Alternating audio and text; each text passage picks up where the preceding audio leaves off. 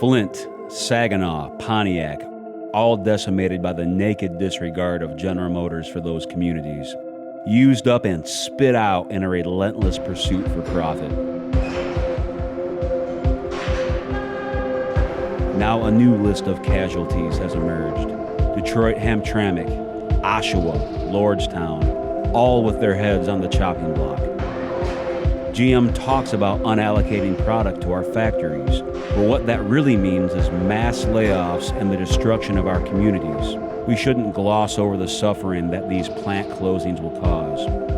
14,000 auto workers will be laid off or displaced to plants far away from home. Families will be destroyed. Communities may never recover.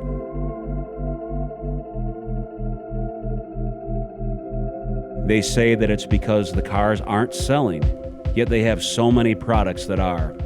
GM would rather just produce those vehicles in places where it's easier to exploit the workers, rather than in the US and Canada where the union gives the common person a sense of basic respect.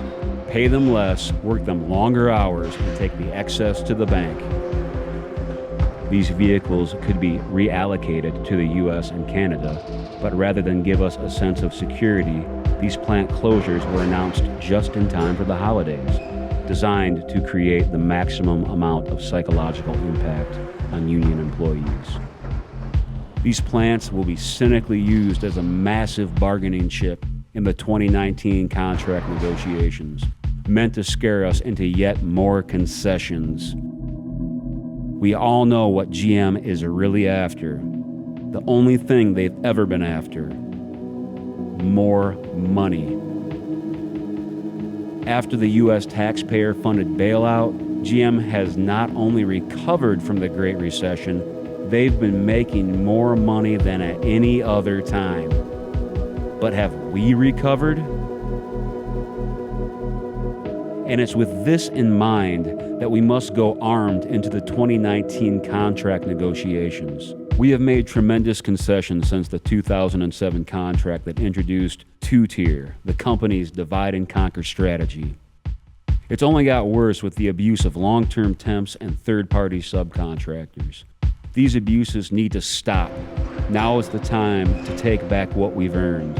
We are the ones who do the work that has made General Motors rich. Without us, they are nothing. Now is the time to start preparing, brothers and sisters. Save your money for 2019.